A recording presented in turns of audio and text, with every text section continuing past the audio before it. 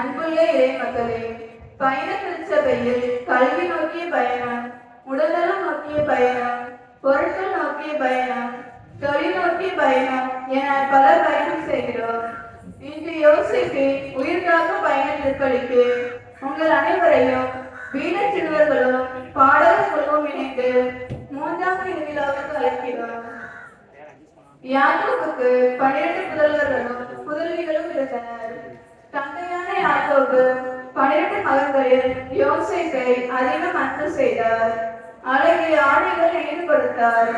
இளம் வயதில் யோசேப்பு பல்வேறு கனவுகள் கண்டு தன் சகோதரர்கள் பெற்றோரிடம் கூறுகிறார். அதில் விண்மீன் கனவும் கதிர்கட்டு கனவும் தன் சகோதரர்களை எரிச்சல் மூட்டியதால் ஆடு மேய்க்கும் இடத்திற்கு வந்த தம்பியை மிதியானிடம் நிற்க வைக்கிறது. இது ஒரு கொடூர செயலாக இருந்தும் அந்த கொடிய நேரத்தில் உயிர்காக்கும் பயணம் தொடர்கிறது. குடும்பத்தை விட்டு பிரிந்து தன் அண்ணன்களுக்கும் எகிப்து மற்றும் சுற்றுப்புற பகுதிகள் வாழ்ந்த அனைவருக்கும் உணவு கொடுக்கும் ஆளுநராக நியமிக்கப்பட்ட இறைவன் சித்தம் கொண்டார். அரசின் கனவுகளுக்கு விளக்கமளிக்க யோசேப்புக்கு நாட்டு மக்களை 7 ஆண்டுகளாய் பந்தத்திலிருந்து காக்கக்கூடிய பொறுப்பினை இறைவன் வழங்குகின்றார். யோசேப்பு ஆழ்ந்த நிலையை அடைவதற்கு பல்வேறு கஷ்டங்கள் அனுபவித்தார். சகோதரர்களால் மிதியான் நாட்டில் அடிமையாய், பார்வோன் அரண்மனை வேலைக்காரராய், போர்த்திபாரின் மனைவியிடம் கஷ்டம் அனுபவிக்கிறாய், சிறையில் காடியவராய் பல்வேறு துன்பம் அனுபவித்ததால் தன் தந்தையின் கடவுளை யோசேப்பு மறக்கவும் இல்லை.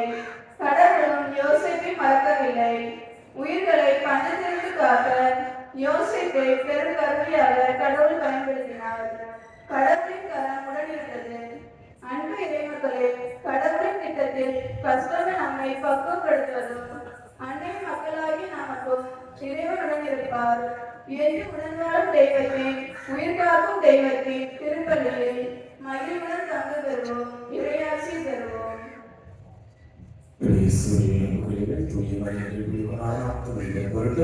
நம் பாவங்களை ஏற்றுக்கொள்வோம்.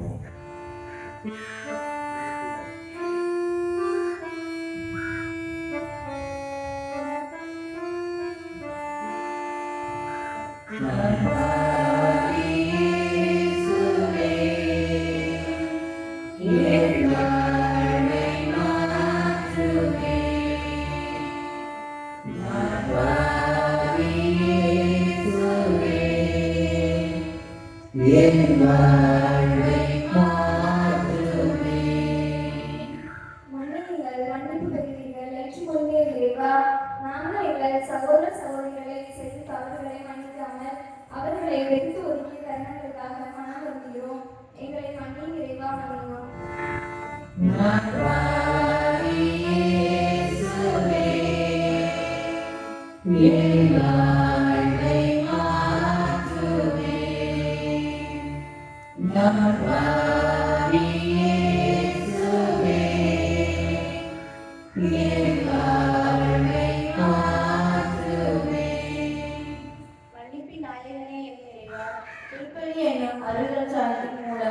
ஒவ்வொரு நாளும் எங்களை தேடி வருகின்றீர் என்பதை உணராமல் வாழ்ந்த தருணங்களுக்காக மனம் வருந்துகிறோம். எங்களை மன்னியும் இறைவா, மன்னியும்.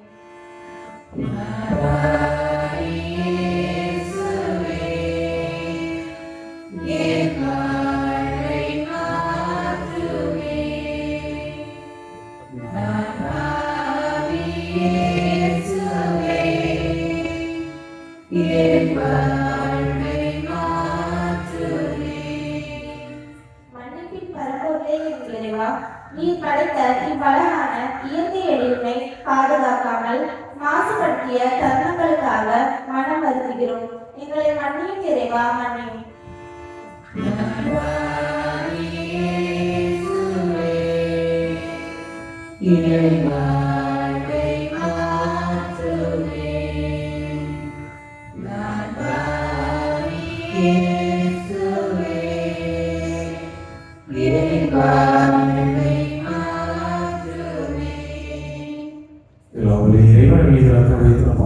அனைத்து நன்மைகளை வாழ்வுக்கு அழைத்து செல்வாராக.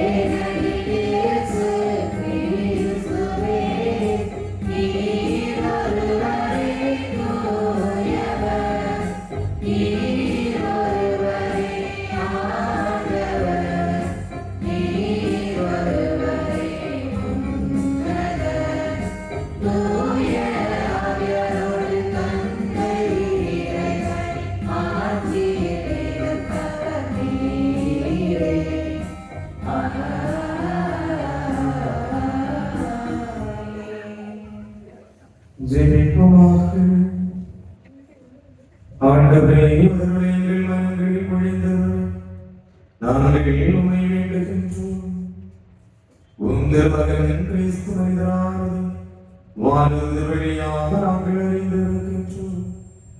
புனித கன்னிமரியாவின் பரிந்துரையால் அவருடைய பாடுகளினாலும் சிலுவையினால் உயிர்ப்பின் மாட்சிபெற நீரங்களை வைத்து செல்வீராக. உம்மோடு யாவியாரை ஒன்றிற்கு இறைவனாய் என்றென்று வாழ்ந்து ஆட்சி செய்தவர் வழியாக உம்மை மன்றாடுகின்றோம்.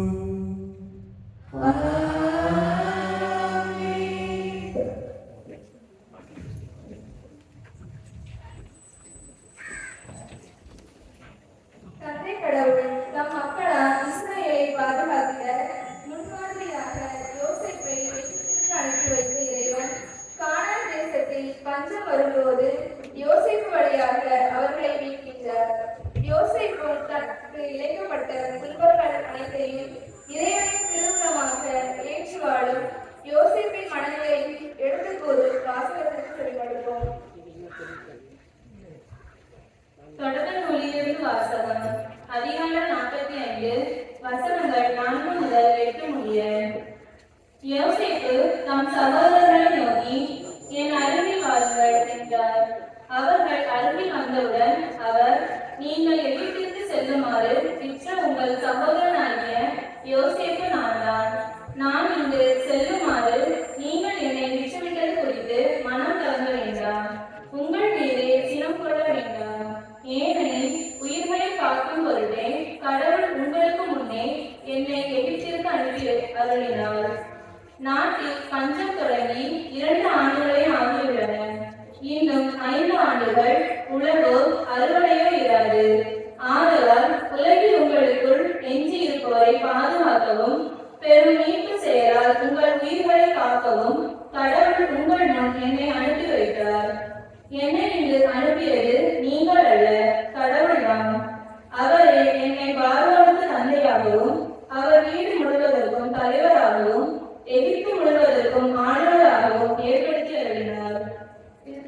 ஆண்டவரின் அருள்வாக்கு.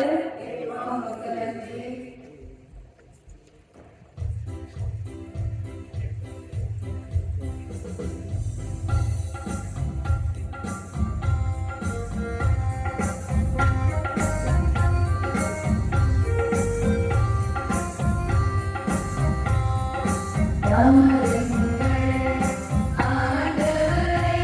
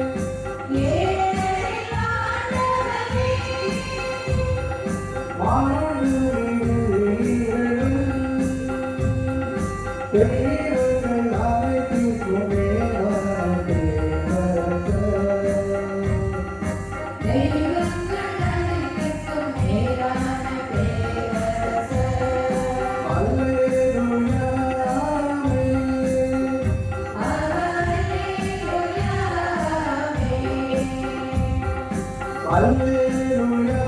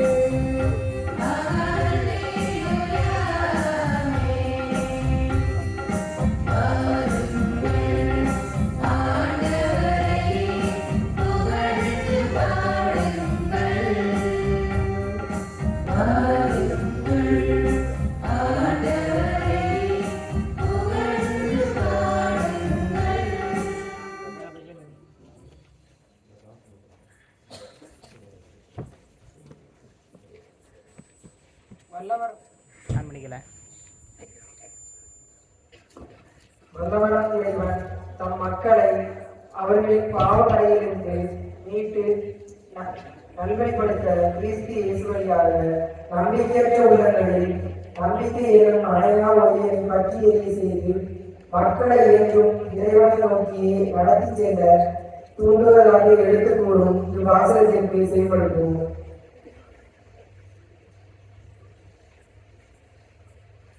இரண்டாம் வாசகம் பேதுரு எழுதிய முதலிலிருந்து வாசகம். அதிகாரம் 1, இறை வசனங்கள் 18 முதல் 23 முடிய.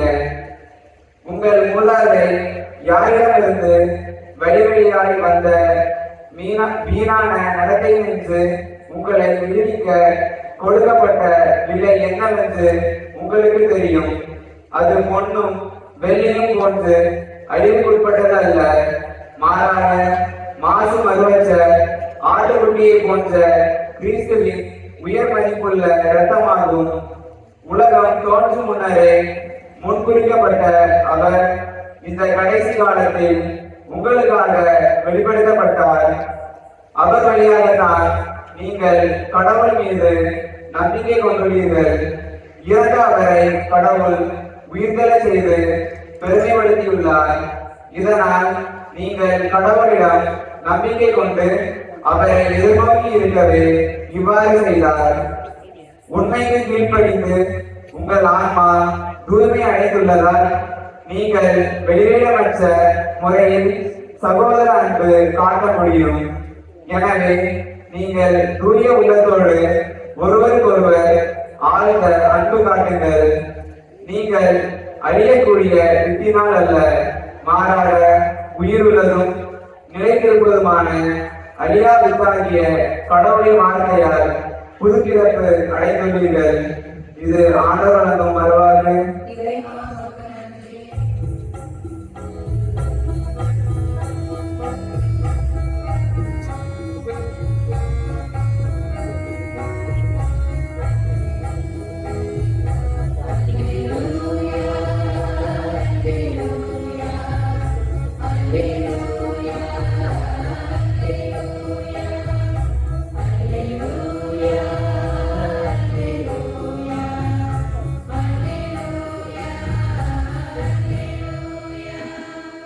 நல்லாயே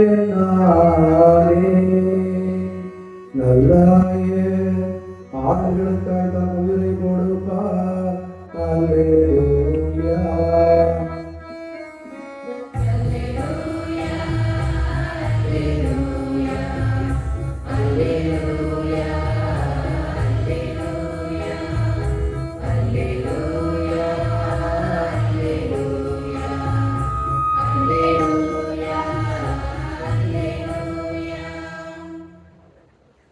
ஆண்டவர் உங்களோடு இருப்பாராக.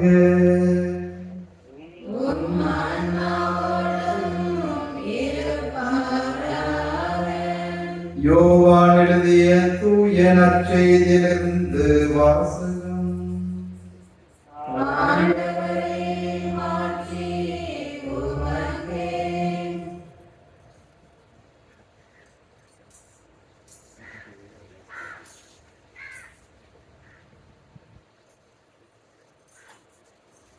அதிகாரம் 10 இறை வார்த்தைகள் 7 முதல் 11 முடிய.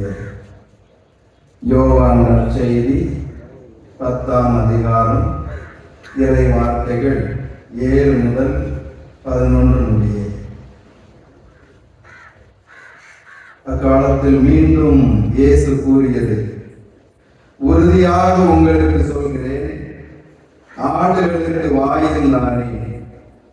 எனக்கு முன்பு வந்தவர் அனைவரும் திருடரும் கொள்ளையருமே. அவர்களுக்கு ஆடுகள் செவி சாய்க்கவில்லை. நானே வாயில். என் வழியாக நுழைவோருக்கு ஆபத்து இல்லை.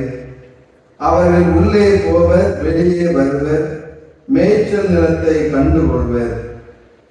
திருடுவதற்கும் கொள்வதற்கும் அழிப்பதற்கும் அன்றி திருடர் வேறெதற்கும் வருவதில்லை. ஆனால் நான் ஆடுகள் வாழ்வை பெரும் பொருட்டு, அதுவும் நிறைவாக பெரும் பொருட்டு வந்துள்ளேன். நல்ல ஆயன் நானே. நல்ல ஆயன் ஆடுகளுக்காக தம் உயிரை கொடுப்பார். ஆண்டவரின் அருள்வாக்கு.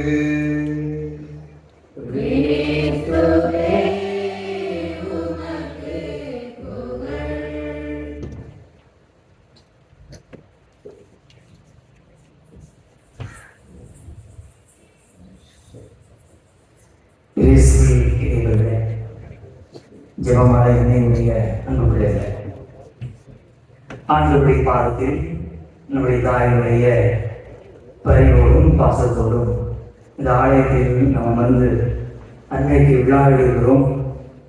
அவருடைய பரிந்துரையை நாடியிருக்கிறோம். இந்த நாளிலே நமக்காக கொடுக்கப்பட்டிருக்கிற சிந்தனை யோசேப்பின் உயிர் காக்கும் பயம்.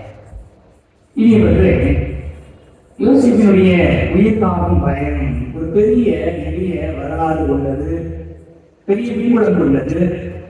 அதை வாசித்து பார்க்கும் பொழுது உண்மையில் நமக்கு ஆச்சரியத்தையும் வியப்பையும், இப்படி இருக்க முடியுமா, கடவுள் இப்படியெல்லாம் ஒருவரை பயன்படுத்துவாரா, கடவுளின் திட்டத்தை இப்படி புரிந்து கொள்ள முடியுமா என்று யோசிக்க வைக்கிறார். இங்கே வந்து யோசேப்பு யாருடைய மகன் சொன்ன படிச்சு யாரு யாருன்னா சாந்தியா வயசு இருப்பாங்க.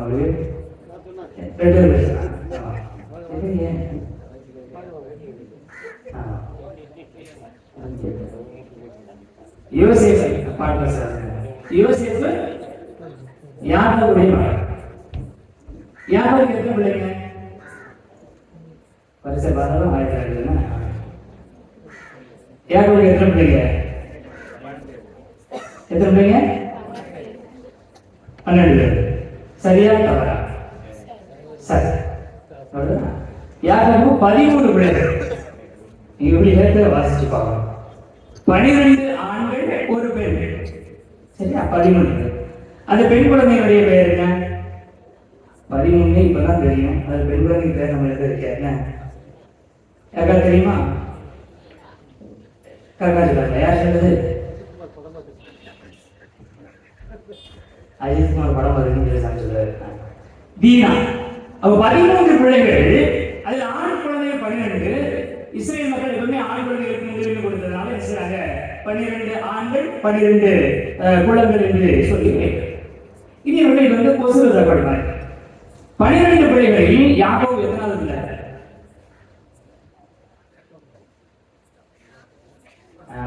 ரொம்ப கவனமா இருக்காங்க. யோசேப்பு எத்தனுடைய பிள்ளை? எத்தனாவது பிள்ளை?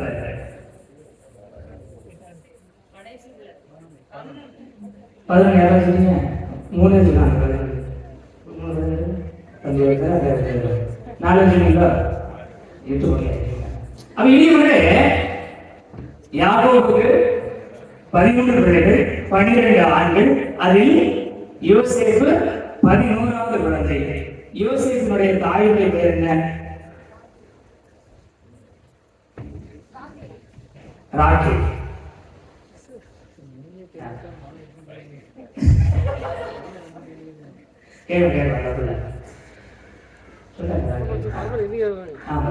சரி, இனி வருகிறேன். யோசேப்புடைய பயணத்தை பார்க்கலாம். யோசேப்புக்கு என்ன பொறுப்பு கடவுள் கொடுத்திருக்கிறார்? இதை நிச்சயவாசகர் யோசேப்பு அதை சொல்லுகிறார். என்னை நீங்கள் கொள்ள நேரத்துக்காக நீங்கள் வருத வேண்டாம். ஆண்டவர் உயிரை காக்கும் பொருட்டே என்னை இங்கு அனுப்பினார் என்று சொல்லுகிறார். சரிங்களா? இதெல்லாம் கேள்விகள் நம்முடைய புரிதல். அப்ப இனிவர்களே யோசேப்பு சொல்கிறார், ஆண்டவர் உயிரை காக்கும் பொருட்டு என்னை அனுப்பினார். அந்த பயணம் எங்கு தொடங்குகிறது? நீங்க முன்னுரை இருக்கிறாங்க. அந்த பயணம் எங்க தொடங்குது? யோசேப்பை எகிப்திற்கு விற்ற நாளில் இருந்து தொடங்குகிறது. யோசிச்சு பாருங்க. உங்களை ஒருவர் தண்டிக்கிறார், உங்களோட எந்த குறையும் கிடையாது. நீங்க நியாயமாக இருந்ததற்காக ஒருவர் உங்களை பழி வாங்குகிறார். பழி வாங்குகிற ஒருவரை நீங்கள் காக்கின்ற காலம் வருகிற பொழுது நீங்கள் இந்த வார்த்தையை சொல்லுவீங்களா? என்னுடைய அன்னைக்கு வீணா என்னோட பழி கொண்டதுக்கு நீ கவலைப்படாத, உன்னை காப்பாற்றுறதுதான் கடவுள் முன்னாடியே என்னை அனுப்பியிருக்கிறாரு சொல்லுவீங்க? சொல்ல மாட்டேன். யாராலையும் சொல்ல முடியாது. ஆனால் யோசிப்பு ஏன் இந்த வார்த்தையை சொல்லுகிறார்? இனி இது யோசிக்கிற பொழுது எனக்கு இதை குறித்து ஆச்சரியப்படமா அல்லது ஆண்டவருடைய திட்டத்தை எப்படி என்று புரிந்து கொள்வது என்று குழம்புவதா என்று தெரியவில்லை. இனி எபிரேயருக்கு எழுதப்பட்ட திருமுகம் 4ஆம் அதிகாரம் 15வது வார்த்தை இப்படியாக சொல்கிறது. நீங்கள் ஆண்டவரிடம் அணுகி செல்லுங்கள், இயேசு கிறிஸ்துவிடம் அணுகி செல்லுங்கள். அவர் நம்முடைய வலுவின்மையை கண்டு இரக்கம் கொள்ளாதவர் அல்ல. ஏனென்றால் அவர் எல்லா வகையிலும் நம்மை போல சோதிக்கப்பட்டவர் எனினும் பாவம் செய்யாதவர். இயேசு கிறிஸ்து எதற்காக பாவிகள் மீது இரக்கம் காட்டுகிறார்? இயேசு கிறிஸ்து எதற்காக இந்த மனுகுலத்தின் மீது அன்பு காட்டுகிறார்? இயேசு கிறிஸ்து எதற்காக தனது உயிரையும் ஈர்ந்து இந்த உலகத்தை காப்பாற்றுகிறார் என்று சொன்னால், அவர் நம்மை புரிந்து கொண்டார். நம்மை போலவே அவர் பசியுற்றார், நம்மை போலவே அவர் தாகமுற்றார், நம்மை போலவே அவர் படிக்க வைக்கப்பட்டார், நம்மை போலவே அவர் இல்லாத குற்றத்தை சுமந்து கொண்டார், நம்மை போலவே குற்றமற்ற நிலையில் கொலை செய்யப்பட்டார். எனவே இயேசு கிறிஸ்துவால் இப்படிப்பட்ட நிலையில் இருக்கிற ஒரு மனிதர் எப்படிப்பட்டவராக இருப்பார், அவருக்கு ஏன் இரக்கம் காட்ட வேண்டும் என்று அவருக்கு தெரியும். இப்போ இதே பண்புகளை நாம் யோசேப்பு மீது பொருத்தி பார்ப்போம். யோசேப்புக்கு கடவுள் கொடுத்த வேலை என்ன? உயிர்களை காக்கின்ற வழி. எதிலிருந்து எதிர்களை காப்பாற்றினார்? 7 ஆண்டுகள் பஞ்சத்தில் இருந்து மக்களை காப்பதற்காக கடவுள் அவரை தேர்ந்தெடுக்கிறார். இது தொடக்கம் 37வது அதிகாரம் 14வது இறைவார்த்தை பார்த்தீங்கன்னா, யாக்கோபு யோசேப்பை பார்த்து சொல்கிறார், உன்னுடைய சகோதரர்கள் ஆடு மேய்த்துக் கொண்டிருக்கிறார்கள், நான் உங்களை அவரிடம் அனுப்ப போகிறேன். எதற்காக என்று சொன்னால், நீ போய் அவன் நல்லா இருக்காங்களான்னு கேட்டுட்டு வந்து எனக்கு சொல்லு. 14வது இறைவார்த்தை எல்லாம் சொல்றார், அவர்கள் நலமா என்று விசாரி, அதை எனக்கு தெரியும், இதுக்காக அனுப்பிக்கிறேன்.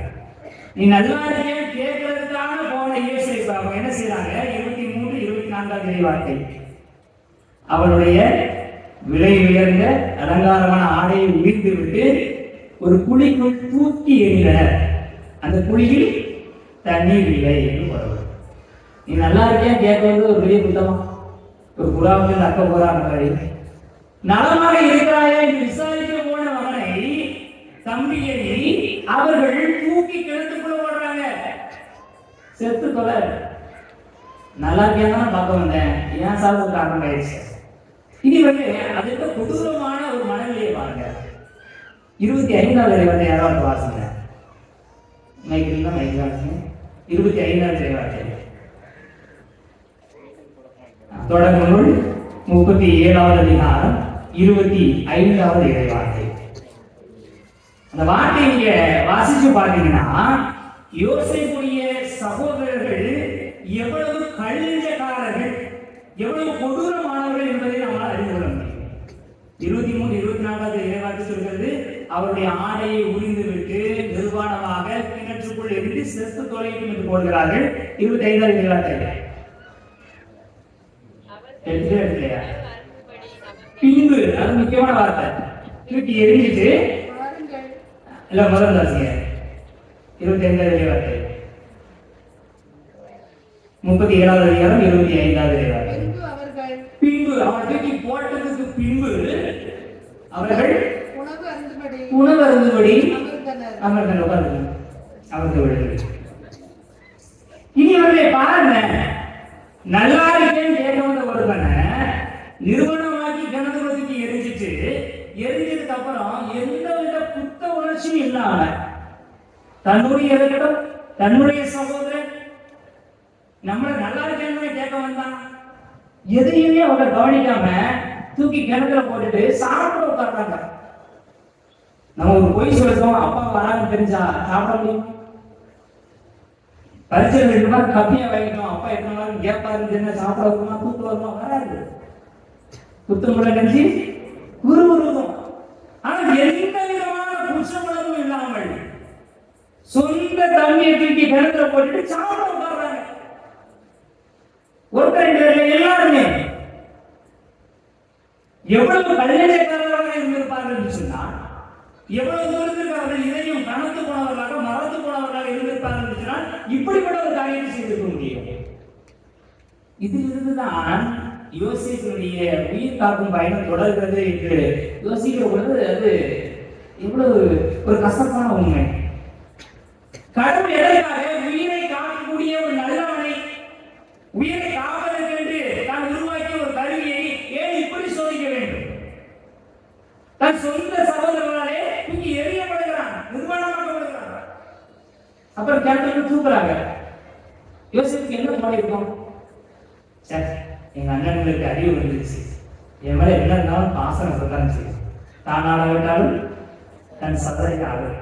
அப்போ என்னதான் இருந்தாலும் நம்ம மேல கோபமா இருந்தாலும் சரி, கோபத்துக்கு போட்டாங்க, ஆனாலும் காப்பாத்துறதுக்காக என்ன செய்யறாங்க? தூக்குறாங்கன்னு நினைச்சேன். அப்படிதான் நினைச்சிருப்போம், நம்ம தான் அப்படிதான் நினைச்சேன். இனி வந்து தண்ணியில்லாத குழியிலிருந்து இதை தூக்குற அண்ணன்களை நீங்க சந்தோஷமா மேல வந்திருப்பான். மேல வந்தோடனே நிச்சயமா நினைச்சிருப்பான், கட்டி பிடிச்சு மன்னிச்சுடுங்க, இதுவரையும் செஞ்சு தப்பனா மன்னிச்சுக்கிடுங்க, நம்ம இன்னும் நல்லா இருக்கலாம்னு நினைச்சிருப்பான். அவதான் சொல்லியிருப்பான். ஆனா என்ன செய்தார்கள்? தூக்கி கேவலம் 20 வெள்ளிக்காசு கொடுத்துட்டாங்க. அவங்க வளர்க்குற ஆட்டை விட்டுருந்தா கூட அதிகமாக சம்பாதிச்சிருக்காங்க. இவன் சும்மா சாகடிப்பாங்க. 20 வெள்ளிக்காசு எரியிற வீட்டில் பிடிக்கிற மட்டும் லாபம், சாவர மனுஷன் யாரையும் விட்டுட்டு வர. இவ்வளவு கொடிய மனிதர்களாக தன்னுடைய சகோதரனை அவன் நினைத்திருப்பான். எகிப்துக்கு போற வரைக்கும் என்னன்னு நினைச்சிருப்பான். இப்படிப்பட்ட கேவலமான ஒரு சகோதரன் இருந்திருக்கிறேன், இப்படிப்பட்ட கொடூரமான மனிதர்கள் வாழ்ந்திருக்கிறேன், இதுக்கு விஷம் செத்துறலான்னு நினைத்திருப்பான். அந்த குடியிலே நான் கொண்டு சேர்த்திருக்க வேண்டாமா? அவங்க எரிக்கிறவர்களே தலைவர் கல்லுப்பட்டு இது இப்படி திருப்பி என்ன அடிமையா விட்டுட்டாங்களே. சரி பரவாயில்ல, அவனை கூட வாழ இருப்பதா அடிமையா வாழ கூட பரவாயில்லன்னு உயிரை காக்கக்கூடிய ஒரு மனிதனுக்கு கடவுள் கொடுக்கிற உச்சக்கட்ட கொடுமை. இது அவருடைய மனநிலையை இருக்கும். ஆனாலும் யோசேப்பு ஒருபோதும் ஆண்டவரை விட்டு விலகவில்லை. இவ்வளவு கொடுமையான இடத்தில் கடவுளை விட்டு விட்டார் என்று சொல்லி முறையிடவில்லை. எப்படி யோபு எல்லாவற்றையும் கடவுள் பறித்து கொண்ட பிறகு கூட, நான் வெறுமனே பிறந்த மேலாக இந்த உலகிற்கு வந்தேன், அவனுமே திரும்புவேன், ஆண்டவர் கொடுத்தார், ஆண்டவர் எடுத்துக் கொண்டார், ஆண்டவருடைய பெயர் போற்றப்படுவதா என்று சொன்னாரோ, அதே போல யோசேப்பு எதை குறித்தும் கவலைப்படவில்லை. மனதுக்குள் 1000 பிரச்சனைகள், 1000 கேள்விகள், பதிலில்லாத உணர்வுகள். ஆனாலும் அவன் ஆண்டவரை விட்டு விலகவில்லை. நகர் போத்திபாவுடைய வீட்டில் இருக்கிற பொழுது அவர் மனைவி தவறான ஒரு பழக்கத்திற்கு அழைக்கிற பொழுது அவன் சொல்கிறான், தவறு செய்து நான் வாழ்வதை விட ஆண்டவருக்குரியவனாக நான் சாவது மேல் என்று நினைக்கிறேன் சொல்வார். கடவுளுடைய வார்த்தையிலிருந்து, கடவுளுடைய பிடியிலிருந்து யோசேப்பு ஒருபோதும் தன்னை விலக்கிக் கொள்ளவில்லை. அடுத்து ஒரு தண்டனை, நல்லா இருக்கக்கூடிய ஒரு தண்டனை. அவங்க ஒரு அடிக்கு மேல அடி விழுந்துச்சுன்னா நம்ம நினைச்சுவோம், பேசாம 10ஓடு 11 அத்தோடு 4 இருந்துருப்பாரு. கண்ணு இல்லாத ஊர்ல ஒத்த கண்ணா இருந்தாலும் நம்மளை கேவலமா பேசுவாங்க. நானும் தனக்கு தான் இருக்கிறேன். எல்லாம் அநியாயம் பண்ணா நல்லா தானே இருக்கேன், நான் மட்டும் நல்லா அநியாயம் பண்ண கஷ்டப்படணும். நான் உங்களை கேட்கிறேன். ஏன்னா அடிக்கு மேல அடி விழுந்து நல்லவனா இருக்கிறதுனால வீட்டுல மதிப்பு இல்லை, நல்லவனா இருக்கிறதுனால சமூகத்துல மதிப்பு இல்லை, நல்லவனா இருக்கிறதுனால தொழில் பார்க்கறதுல மதிப்பு இல்லை, நல்லவனா இருக்கிறதுனால உலகத்தை எங்கேயும் யாருமே இதை பிழைக்க தெரியாதுன்னு சொல்றான். இவனால உலகத்தை வாழ்ந்தா வராது. அதுதான் இலக்கியம். கெட்டவனை பார்த்தா கையெழுத்து கும்பிட்ற உலகம், நல்லவனை பார்த்து சிரித்து விடுகிறது, ஏளனம் செய்து விடுகிறது, அவமானப்படுத்துகிறது. இப்படிப்பட்ட உலகத்தில் நான் எது நல்லவனா இருக்கேன், நான் மட்டும் எதுக்கு நல்லவனா இருக்கணும் என்றுதான் நமக்கு தோன்றுகிறது. ஆனால் யோசித்து பாருங்கள், ஆண்டவர் எனக்கு ஒரு வாழ்க்கை கொடுத்திருக்கிறார், அது என்னவென்று எனக்கு தெரியவில்லை. ஆனாலும் ஆண்டவரோடு இணைந்திருப்பேன். நல்லவனாக வாழ்கிறான், சகோதரன் விட்டு விடுகிறார்கள், அடிமையாக விட்டு விடுகிறார்கள். போதிபார் வீட்டில் இருக்கிறார், கடவுள் என்னோடு இருக்கிறான்னு நினைக்கிறான். போதிபாரை மனைவி மீன் பழி சுமத்தி ஜெயிலில் அடைச்சிருக்காங்க. கொடிய கைதிகளை, அரசு குற்றத்தை செய்த கைதிகளை அடைக்கக்கூடிய இடம். அப்படின்னு தப்புறான். ஆனால் அங்கும் அவன் ஆண்டவருக்கு அஞ்சு வாழ்கிறார். கணவருக்கு விளக்கம் கொடுக்கிறான். அரசன் அழைத்து என் கணவருக்கு நீ விளக்கம் கொள்ள வேண்டும் என்று சொல்கிறபோது அவன் சொல்கிறான், கணவருக்கு விளக்கம் கொடுப்பவன் ஆண் அல்ல, ஆண்டவர். பவுலடிகளார் சொல்வார், பெருமை பாராட்ட விரும்புகிறவர் ஆண்டவரை குறித்து பெருமை பாராட்ட. யோசித்து பாருங்கள், வாழ்வின் இக்கட்டான, இழிவான, துரதிர்ஷ்டமான எல்லா சம்பவங்களையும் சந்தித்த பிறகும் அவன் சொல்லுகிற வார்த்தை ஆண்டவர் தான் எல்லாவற்றையும் சொல்லுவார், நான் அல்ல. ஆண்டவரை பெருமைப்படுத்துகிறார். இனிமேலே ஒவ்வொரு கொடுமையும், ஒவ்வொரு இழிச்சையிலும் யோசேப்பிற்கு ஆண்டவர் தன்னோடு இருக்கிறார் என்ற காரியத்தை சொல்லிக் கொடுத்து கொண்டே இருந்தது. வாழ்க்கையில் நடந்த எந்த ஒரு நிகழ்வையும் அவன் எளிதாக எடுத்துக்கொள்ளவில்லை. கடவுள் எனக்கு கொடுக்கிற செய்தி, அந்த நம்பிக்கை தான் யோசேப்பை உயிர் காக்கும் பயணத்துக்கு முற்றிலுமாக அழைத்து சென்றது. இனி தான் பசியுற்றதால் 7 ஆண்டுகள் பஞ்சம் ஏற்படுகிற போகிறது என்பதை அறிந்த ஒருவன் பசிக்கினுடைய வழி என்ன தெரிஞ்சது. 7 ஆண்டுகளுக்கு எவ்வளவு உணவு வேண்டும் அதை முன்னதாக திட்டமிடுகிறான். என்ன செய்தால் அந்த 7 ஆண்டுகளுக்கான உணவை நாம் சம்பாதித்துக் கொள்ள முடியும், சேகரித்துக் கொள்ள முடியும். எதை செய்தால் இன்னும் 7 ஆண்டுகள் பஞ்சம் தலைவிரித்து ஆடுகிற பொழுது மக்களோடு கால்நடைகளையும் காப்பாற்ற முடியும். இந்த நாட்டில் உள்ள மக்கள் மட்டுமல்ல, வெளியூர்களில் இருந்து வெளிநாடுகளில் இருந்து மக்கள் வருகிற பொழுது அவர்களுக்கும் உணவு தேவைப்படும், அதை எப்படி கொடுப்பது என்றெல்லாம் யோசித்து சிந்தித்ததற்கு காரணம் என்று சொன்னால், சகோதரர்கள் உண்கிற பொழுது உணவில்லாமல் குடியில் கிடந்த உணர்வு, சகோதரர்கள் தன்னை விட்ட பொழுது ஒரு அடிமையுடைய மனநிலை எப்படி இருக்கும் என்ற உணர்வு, வீணாக போய் குற்றம் சாட்டப்பட்டு அரச கைதிகள் இருக்கிற இடத்தில் அடைக்கப்படுகிற பொழுது இப்படிதானே கைதிகள் இருப்பார்கள், பாதிக்கப்பட்டவர்கள் இப்படிதான் இருப்பார்கள், அவர்களுக்கு நாம் உணவு கொடுக்க வேண்டும் என்ற உணர்வு. தன் வாழ்வில் வருகிற கடவுள் கொடுத்ததாக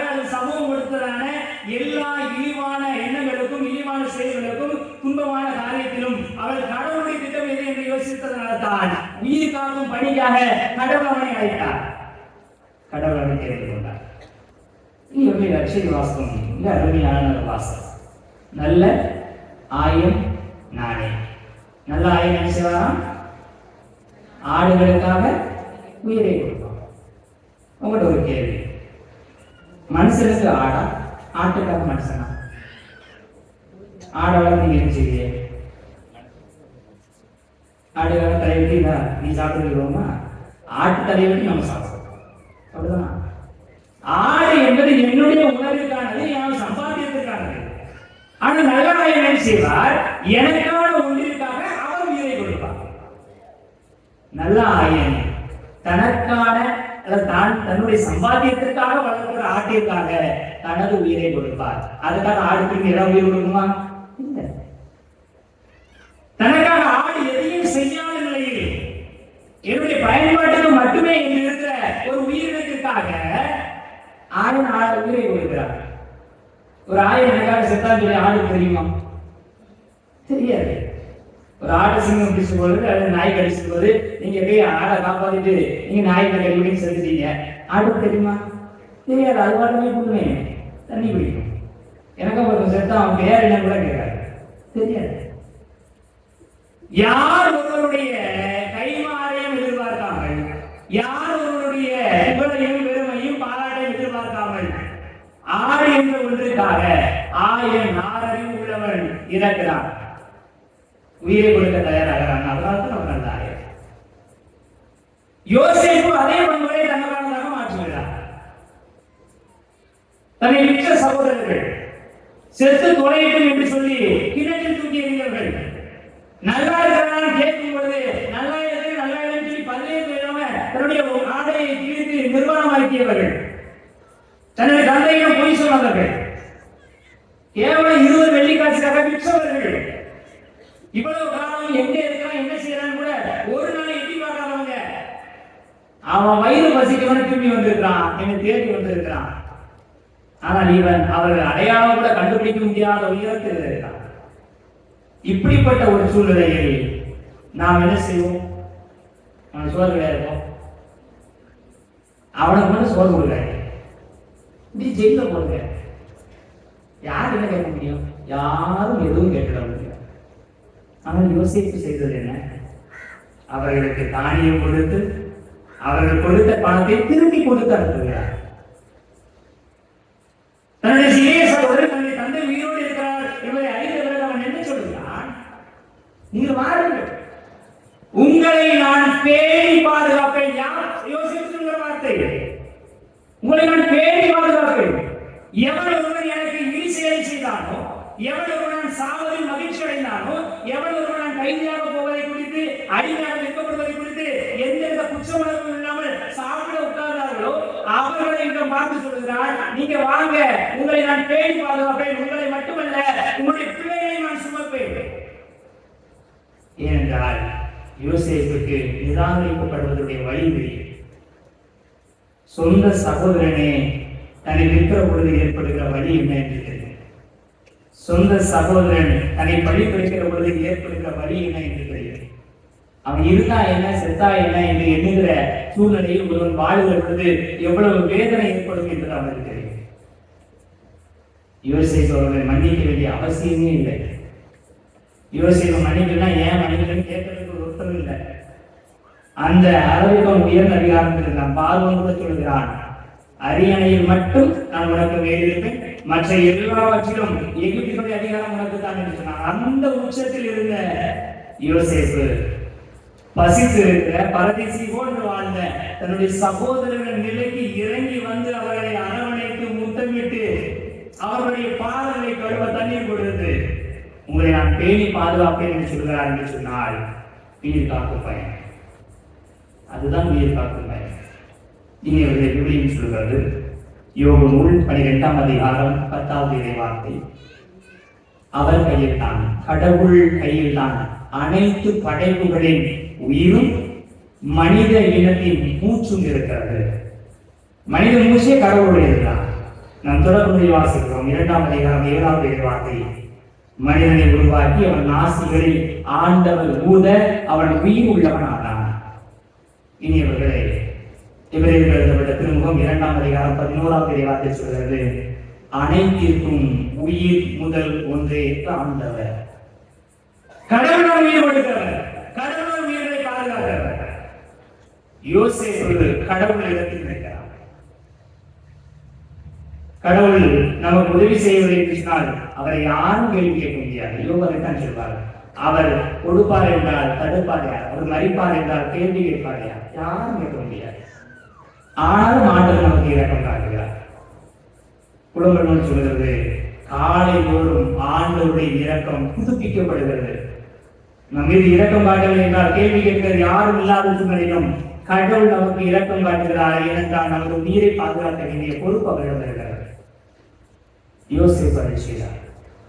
இனியவர்களே, இது நம்முடைய வாழ்க்கைக்கு மிக முக்கியமான பாடமாக நாம் பார்க்கிறோம். நம்முடைய அன்றாட வாழ்க்கையிலே பல்வேறு நேரங்களிலே நாம் உதாசீனங்களை நாம் மேற்கொள்கிறோம், உதாசீனப்படுத்தப்படுகிறோம், நிராகரிக்கப்படுகிறோம், நல்லது செய்து அவப்பெயரை ஏற்றுக்கொள்கிறோம், நேர்மையாக இருந்து உண்மையான நட்பு பாராட்டி புறக்கணிக்கப்பட்டிருக்கிறோம். ஏதாவது காரியங்களுக்காக, ஒருவருடைய தனிப்பட்ட விருப்பத்திற்காக நாம் ஒதுக்கப்பட்டிருக்கிறோம், தண்டிக்கப்பட்டிருக்கிறோம், பழி சுமத்தப்பட்டிருக்கிறோம், பாதுகாப்பை நாம் துறந்து இருக்கிறோம். இருக்கானா இல்லையா என்று கூட கவலைப்படாத மனிதர்கள் மத்தியில், குடும்ப உறுப்பினர்கள் மத்தியில் வாழ்ந்திருக்கிறோம். இதெல்லாம் நமக்கு யோசேப்பை நினைவுபடுத்த வேண்டும். இவ்வளவு கொடூரமான ஒரு சூழ்நிலையில் இருந்தாலும் யோசேப்பு ஆண்டவரோடு இருந்தார், ஆண்டவர் யோசேப்போடு இருந்தார். எனவே யோசேப்பு தனக்கு வாய்ப்பு கிடைத்த இடங்களில் எல்லாம் மற்றவர்களுக்கு உதவி செய்து கொண்டிருந்தார். உயிரை காப்பதற்கான கடவுளுடைய வழியை செய்து கொண்டே இருந்தார். நாமும் யோசேப்பாக மாறலாம். யோசேப்பை போல உல்லாசப்படுத்தப்படலாம். ஆனால் யோசேப்பை போல உயிர் காக்கும் பணி, உயிர் காக்கும் பொறுப்பு நம்முடையதாக இருக்கலாம். யோசேப்பு அதை செய்வான் என்று கடவுள் நம்பியதால் தான் அவ்வளவு கொடூரமான சூழ்நிலையிலும் அவரோடு இருந்தார். நாமும் யோசேப்பை போல மாறலாம். உதாசீனப்படுகிற மனிதர்களை நாம் உயர்த்துவோம், திட்டுகிற மனிதர்களை நாம் பாராட்டுவோம், ஒதுக்குகிற மனிதர்களை நாம் அரவணைத்துக் கொள்வோம், உணவு கொடுக்காதவர்களுக்கு அனைத்து உணவு கொடுப்போம். ரொம்ப கஷ்டம். ஆனால் அவர் யோசித்து செய்ததனால் தான் இது அவர் உயிர் காக்கும் பணியை செய்தவர் என்று சொல்லி பாராட்டப்படுகிறார், போற்றப்படுகிறார். காலம் கடந்து நாம் யோசித்து பார்க்கிறோம், நினைத்து பார்க்கிறோம். நாமும் யோசிப்பது போல உயிர் காக்கும் பணி செய்ய முயற்சி செய்வோம். ஆண்டவர் நம்மை ஆசீர்வதிப்பார்.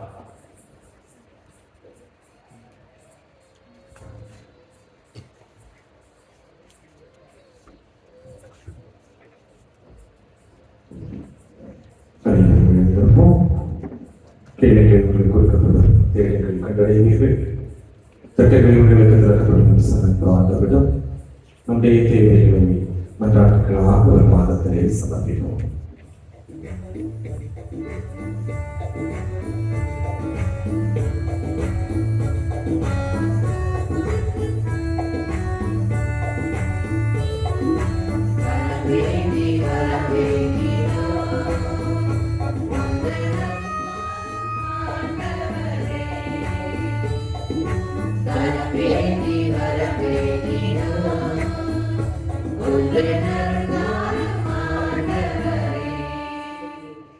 உயிரினும் மேலான பேரன்பு கொண்ட தந்தையே இறைவா, என் திருத்தந்தை 14ஆம் லியோ, ஆயர்கள், இருபார்த்துறவிய பொதுநிலையினர் அனைவரையும் இறை அரசை அறிவித்து தங்கள் வார்த்தையாலும் வாழ்க்கையாலும் சான்று பகர வேண்டும் என்று இறைவாவை மன்றாடுகிறோம்.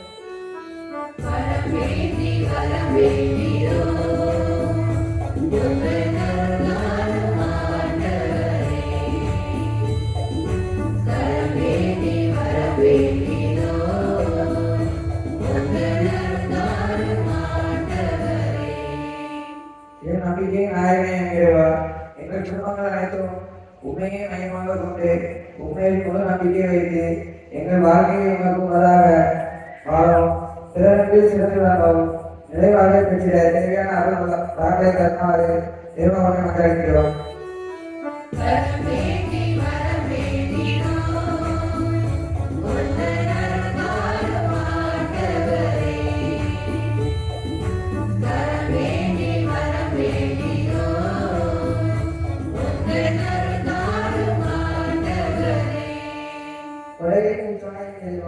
இந்த திருப்பலிக்கு நல்லது மறைகளை சிந்தனை வழங்கிய அரசர் அவர்களையும் என் பங்குத்தந்த அரசர் அனைவரையும் நிர்வாக ஆசிரியரையும் அவர்களின் உடல் சுகத்தையும் அவர்கள் செய்யும் காரியங்களையும் உடலில் ஆசிரியத்தை மன்னத்தை வேண்டிய ஜீவன் கொண்டாடுகிறேன்.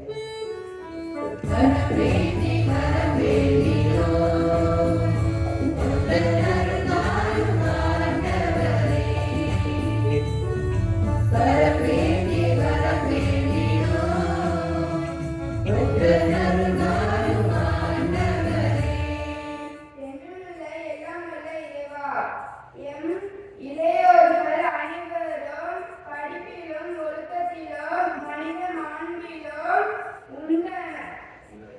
உன்னத இடத்தை பெற்றிடவும் அவர் தம் பெற்றோர்கள் முன்மாதிரியாக வாழ்ந்திடவும் ஆவியாரின் அன்பும் அருளும் நிறைவாய் பெற்றிட வேண்டும் என்று இறைவா உன்னை மன்றாடுகிறோம்.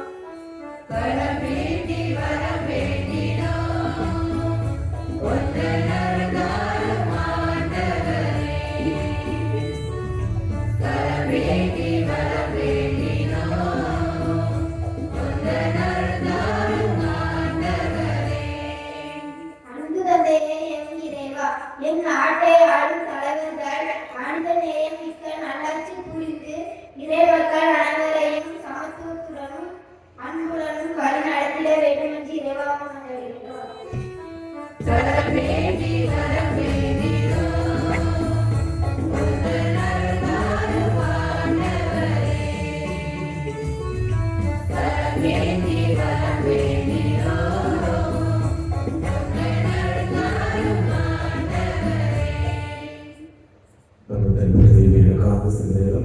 நம்பிக்கையோடு நாம் இறைவனை நோக்கி செல்கிறோம்.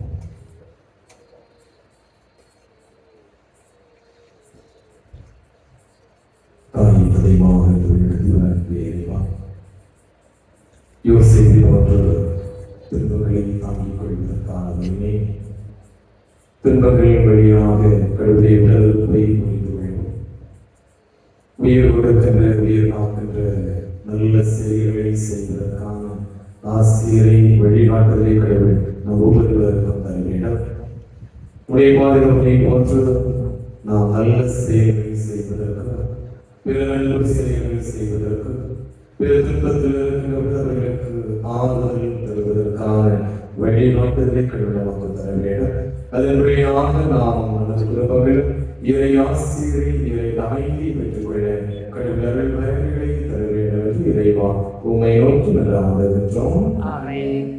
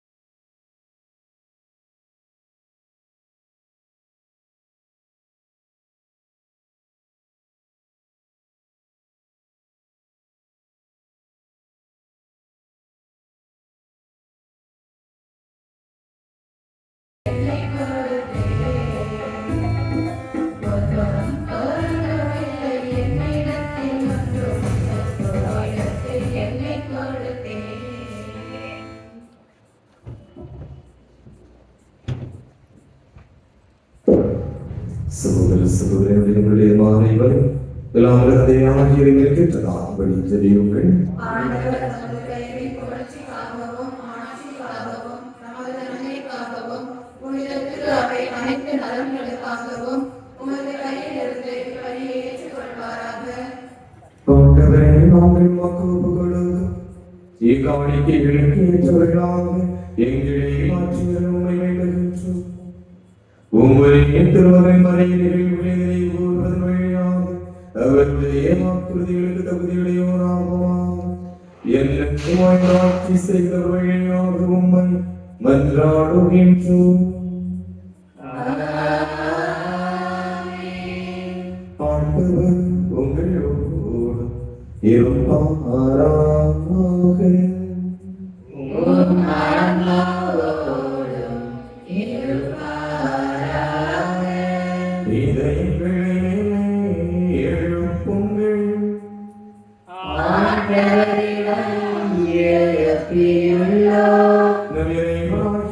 ஆண்டவருக்கு நன்றி கூறுவோம்.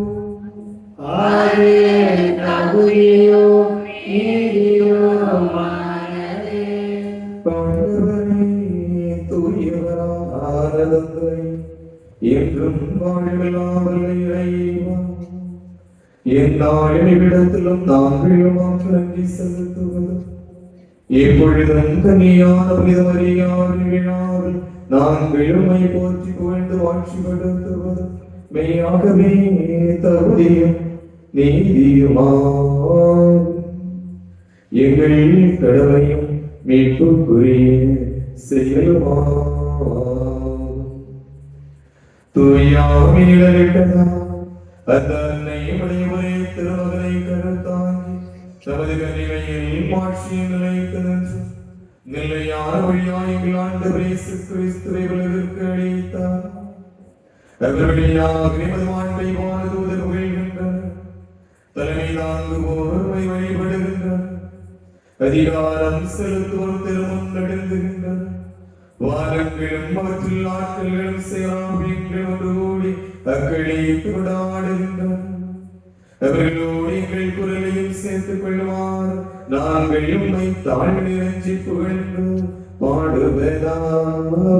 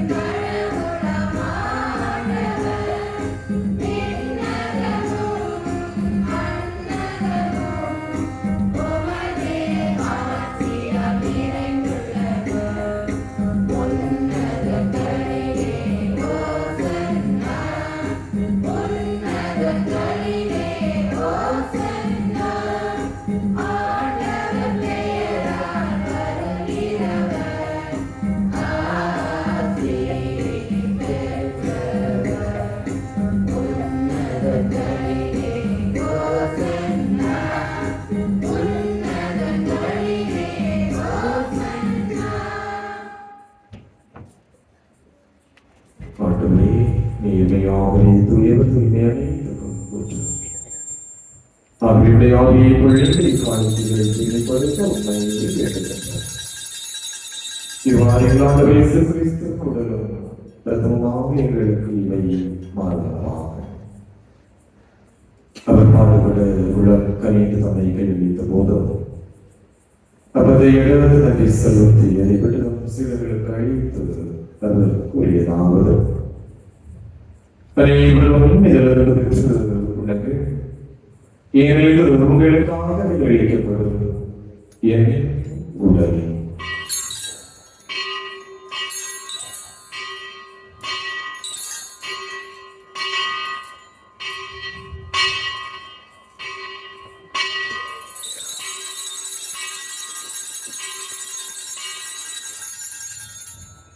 அவனே இருந்தை அறுத்தீர்கள் கிடத்தை கழுத்து வேண்டும் உமாக்கன்றி கோரி தம் சிலர்கள் கழித்து அதற்குரியதாவது அனைவரும் இதிலிருந்து பெற்று வருகின்றனர்.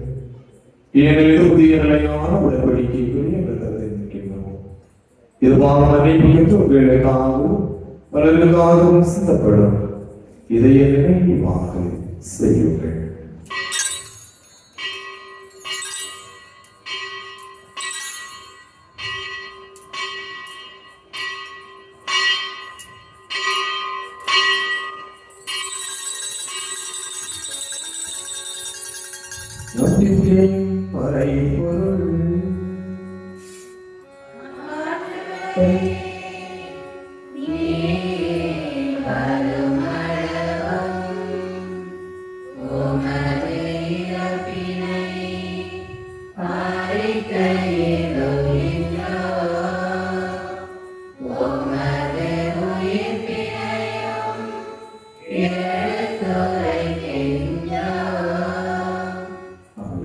நாங்கள் கிறிஸ்துவை இறப்பதை உயிர்ப்பதை நிறைவு கொடுத்து வாழ்வின் பக்கத்தை மீட்பளிக்கின்றதை பக்குவம் கொடுக்கிறோம்.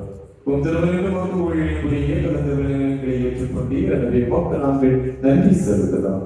மேலும் கிறிஸ்து உடலும் இரத்தத்திலும் பக்குகளை தூய ஆவியால் ஒன்று சேர்க்க வேண்டும். உண்மை தாழ்மையுடன் கொண்டாடுகின்றோம்.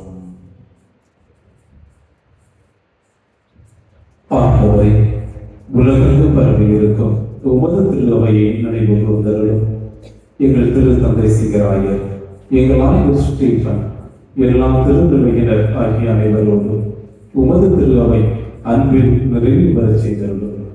அன்பின் விரைவா சிறப்பாக இந்த நவநாள் திருவிழாவை சிறப்பிக்கின்ற பாடகர் குழுவினரையும் வீட செல்வர்களையும் ஆசிரியரையும் உம்முடைய திரு வழிபாடுகளிலே பங்கேற்கின்ற இவர்கள் உதவி புரிகின்ற இவர்களை நிறைவாக ஆசீர்வதியும். இவர்களுடைய உள்ளத்திலே தெய்வ பயத்தையும் இவருடைய உள்ளத்திலே நிறை விசுவாசத்தையும் இவர்களுக்கு நல்ல ஞானத்தையும் கொடுத்து வேண்டிய நாளும் இவர்களை காப்பீராக. மேலும் உயர்த்தல நெடுங்கொப்புடன் செய்து கொள்ளும் எங்கள் சகோதர சகோதரிகளை இறந்தோர் அனைவரையும், குறிப்பாக எங்களது குடும்பங்களில் வாழ்ந்து மறைத்து போன எங்களுக்கு உயிர் கொடுத்த பெற்றோர்கள், முன்னோர்கள், உடன்பிறப்புகள், உறவு சொந்தங்கள், யாரும் அறியாத ஆத்மாக்கள், உத்தரிக்க ஆத்மாக்கள் ஆகிய அனைத்து ஆத்மாக்களுக்கும் நித்திய இறைப்பாட்சி அளித்தரணும். எங்கள் அனைவர் மீது இரக்கமாயும் கடவுளின் கண்ணித்தாய் எங்கள் பாதுகாவலை ஜோமானே அப்படி அன்பு கலவர் சுசையங்கள் திரு தூதர்கள் இவ்வுலகில் முகந்தவராக இருந்தோர் ஆகிய புனித அனைவருடனும் நாங்கள் நிலை வாழ்வில் பங்கு கொள்ளும் தகுதி பெற்று திருமகன் இயேசு கிறிஸ்து வழியாக எப்பொழுதே பரவல்ல உண்மை மன்றாடுகின்றோம்.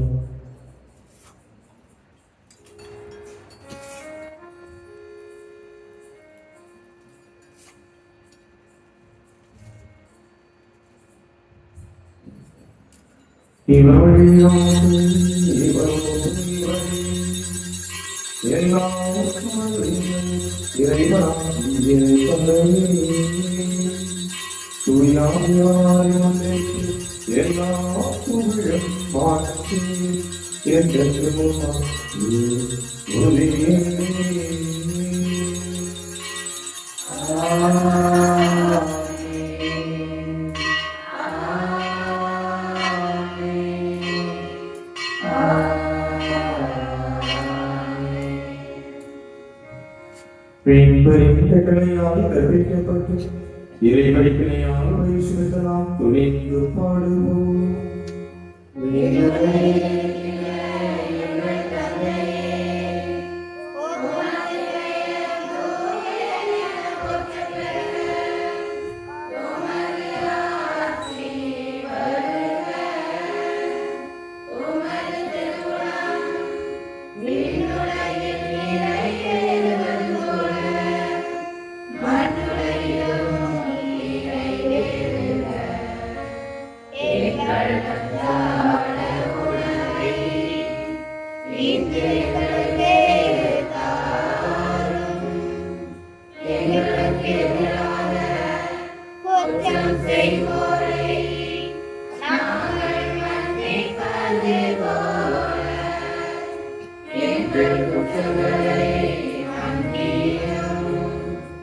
எங்களை சோதனைக்கு உட்படுத்த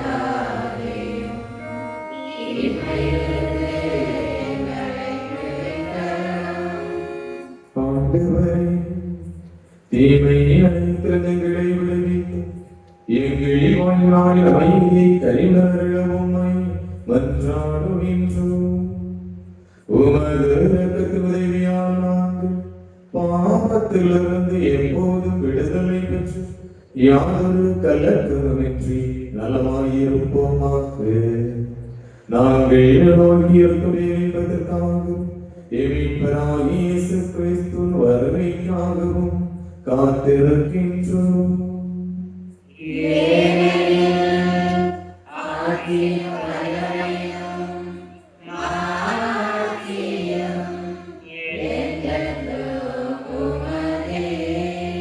இறைவனுடைய அமைதிக்காக எங்களை மூடி நாம் ஜெபிப்போம். ஒவ்வொரு சூழலிலே வாழ்ந்து கொண்டிருக்கின்ற ஒவ்வொரு நாடுகளும் இறைவனுடைய அமைதியை கண்டுகொள்ள வேண்டும்.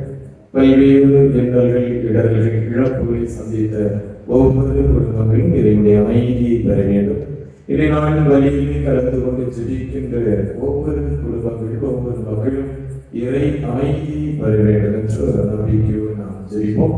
ஆண்டவரே இயேசு கிறிஸ்து, அமைதி உங்களுக்கு விட்டு செல்கிறேன், என் அமைதி உங்களுக்கு அளிக்கிறேன் என்றும் திருத்தூதர்களுக்கு மொழிந்தேன். எங்கள் பாவங்களை மாறாமல் திருவை நம்பிக்கையை நோக்கி மதுருளத்துக்கு ஏற்பதற்கு அமைதி ஒற்றுமை வழிந்தருள்வீரா என்று வாழ்ந்து ஆட்சி செய்கின்றவர் நீரே. ஆண்டவருடைய அமைதி உங்களோடு என்றும் இருப்பதாக.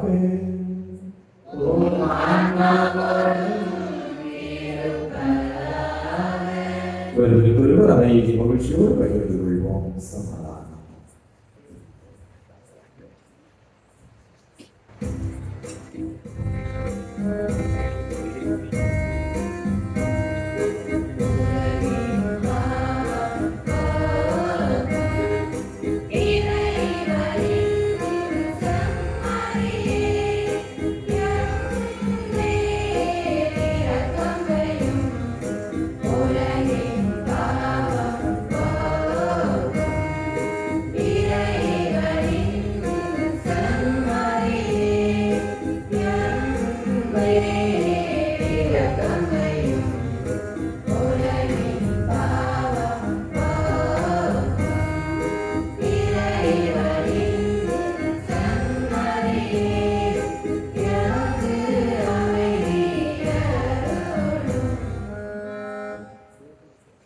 இதோ இறைவனின் சமரி விரைவில் பாவங்களை போக்குகிறவர்.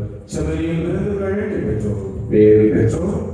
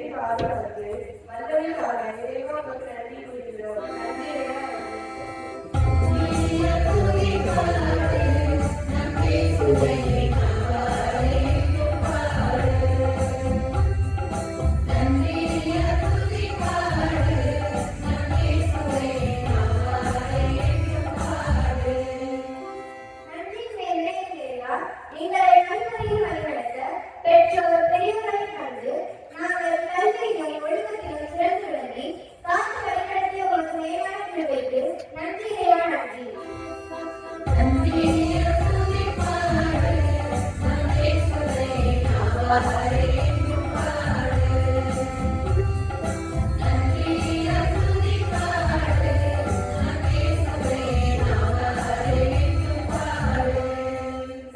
பரம்பொருளே என் இறைவா, எங்களுக்கு இந்த திருவிழா திருப்பலியினை நல்ல முறையில் சிறப்பிக்க நல்ல ஒரு இயற்கை சூழலை ஏற்படுத்தி தந்ததற்காக நன்றி இறைவா, நன்றி.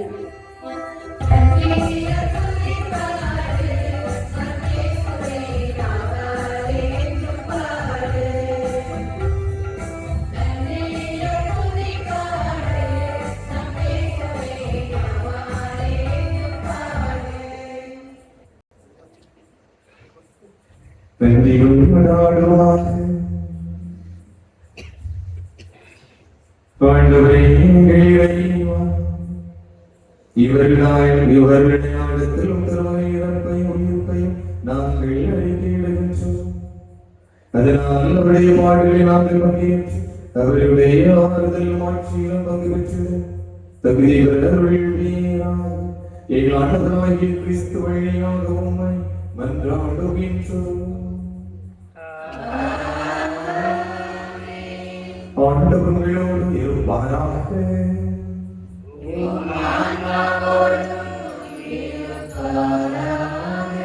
எல்லாம் வல்ல இறைவன் தந்தை மகன் தூயாவி அவரை ஆசீர்வதிப்பாராக.